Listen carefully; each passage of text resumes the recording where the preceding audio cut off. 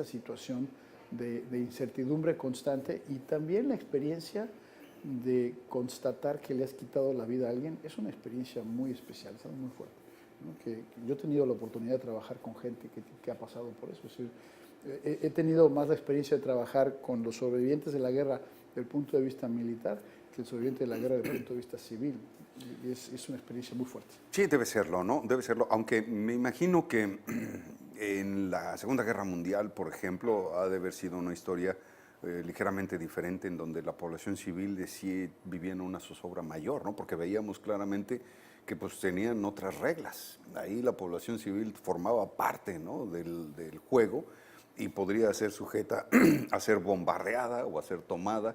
Y esa es una de las cosas que yo no viví en esa época, no puedo decirlo de primera mano, pero recuerdo bien que mi padre me platicaba mucho de cómo en nuestro país, que estuvo con los aliados, o sea, finalmente sí formamos parte del conflicto bélico. Sí, el famoso Escuadrón 201, ¿no? Por lo menos mandamos algo, ¿no? Sí, sí. Colaboramos con algo.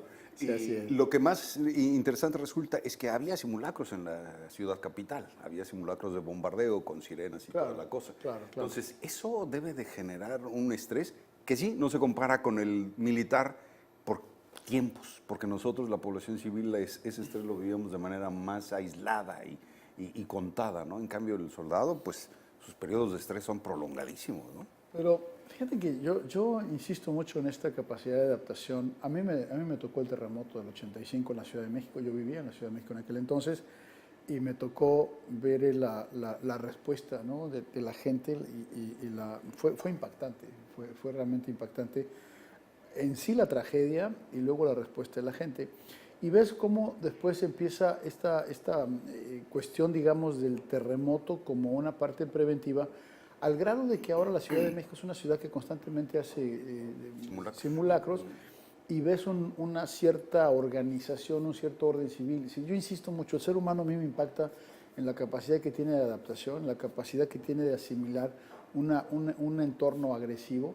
Aquí lo vivimos en Tijuana, cuando de pronto se pusieron fuertes las balaceras hace, no sé, unos 15 años, que de pronto pues tú dices, bueno, pues me detengo, me tiro al piso y a ver qué pasa, ¿no? O sea, pero porque finalmente pues no tienes opciones, es decir, ¿cuál sería la alternativa?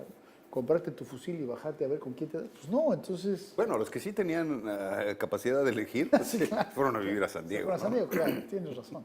Pero finalmente se construye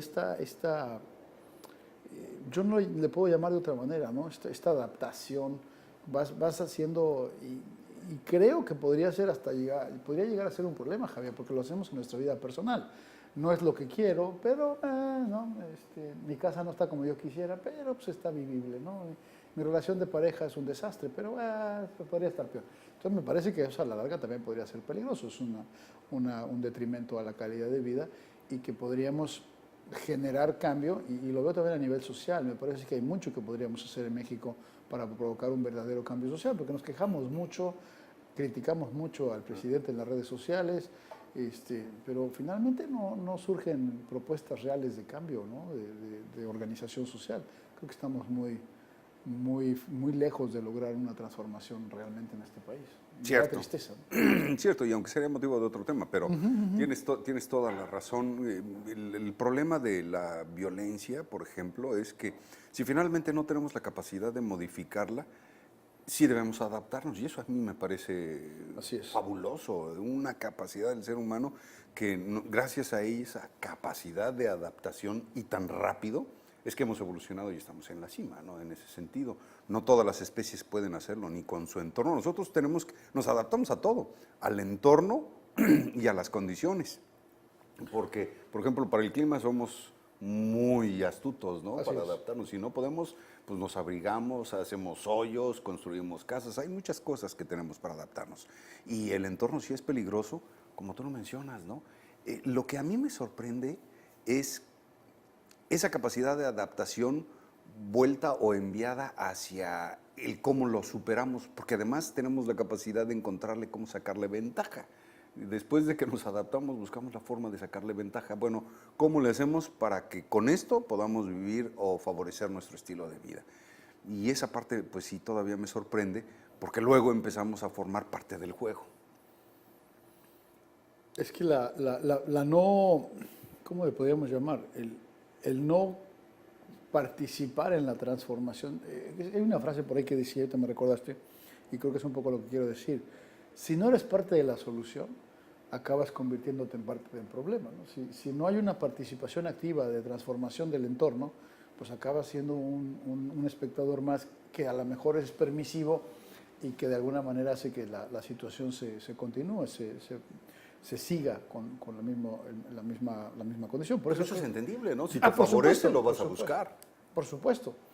Pero la parte es que a lo mejor mi comentario viene más a una crítica social, pero por el otro lado no puedes estar criticando, ¿no? O sea, no puedes estar maldiciendo la situación si al final de cuentas no estás dispuesto a participar de alguna manera, aunque sea mínima parte, en lo que está sucediendo. Es decir, la condición es negativa, pero nos estamos desviando del tema. Creo que la parte de la violencia que genera las situaciones de guerra, insisto, hay una enorme capacidad de adaptación y por supuesto que se echan a andar estos mecanismos de sobrevivencia, de alerta, pero que como tú bien decías, Javier, han estado presentes toda la vida. Es decir, ahorita es a lo mejor una bala perdida en una situación de guerra, pero hace 1.000.000 de años o hace 100.000 años, pues podía ser el león que estaba merodeando la cueva, ¿no? O sea, siempre hemos vivido en esa situación de alerta, de que podemos perder la vida, de que tenemos que sobrevivir, y algo que también evolutivamente, que es muy interesante en la descripción del ser humano como una especie en evolución, es que hasta ahorita aparentemente es la única especie que dejó de adaptarse al medio y empezó a adaptar el medio. O sea, esta parte de que nos cobijamos, construimos casas, y por eso es que hay seres humanos en casi todas las condiciones climáticas del país, ¿no? En lugares donde no sería lógico que estuviéramos no sé, lugares de nieves eternas, de hielo eterno, bajo cero permanente, y en otras ciudades, en otros lugares, y que dices, no es lógico que un ser humano viva aquí. Ahí estamos, ¿no? Porque tenemos esa capacidad, que te digo que es diferente al resto de las especies, donde dejamos de adaptarnos al medio y empezamos a adaptar el medio a nosotros. ¿Qué le parece a usted, señora? Esto es interesante porque si lo comprendemos, podemos descubrir que tenemos una gran capacidad para superar muchos de los problemas que, comparados con el medio ambiente, comparados con una guerra, comparados con el estrés o la sensación de ser casados o casar, son nimios, son pequeños. Así es que créame que sí podemos con ellos si nos instruyen en cuanto a la técnica de cómo superarlos, ¿no? Y para ello, pues qué mejor que un especialista como usted, señor. Muchas gracias. Nos da sus números de contacto, si es tan amable. Con mucho gusto. Usted me puede encontrar en mi oficina, San Diego, 619-618-2864, 619-618-2864. En Tijuana se puede comunicar un teléfono celular, 664-184-0434. Le repito, 664-184-0434. Facebook, tu psicólogo de cabecera, todo corrido sin espacios, tu psicólogo de cabecera. Si le das like a mi página, te van a llegar pensamientos y reflexiones positivas todos los días. Muchísimas gracias a nuestros amigos de Coffee for You, que, pues, mire, estamos disfrutando. Hoy no alcancé taza. Déjeme decirle que es tan popular. Sí. Sí, pues los invitados tienen preeminencia en cuanto a esto se refiere. Pero es tan popular, en cuanto llega el café, ya hay aquí fila de gente esperando con su tacita en la mano. Así es que se podrá usted imaginar hoy qué deseado estaba el café esta mañana. Coffee for You, ya lo sabe usted. Disfrútenlo, nuestros patrocinadores aquí en Como Cada Mañana. Vamos a hacer una pequeña pausa comercial, Edmundo. Agradecemos tu visita. Gracias, Javier. Encantado de estar aquí. Entonces, el viernes 16, aquí vamos a venir disfrazado de chavo. Sí, nosotros sí trabajamos, acuérdate que aquí trabajamos todos los días. Yo sé. Así es que... Y felicidades, sí, es el Día del Locutor, el Día del Comunicador. Gracias. Muchas felicidades. Sí, el Día del Locutor, desde 1957, créeme, y en los 60 se hizo oficial. Ya. Yo siempre pensaba, bueno, ¿y a quién se le ocurren este tipo de cosas? Pero sí fue real y ahí está. Día del Locutor, felicidades muchísimas a todos gracias. los comunicadores. Muy amable, Edmundo, muchísimas gracias. Gracias por todo y tu amistad también. Hacemos la pausa y volvemos con más.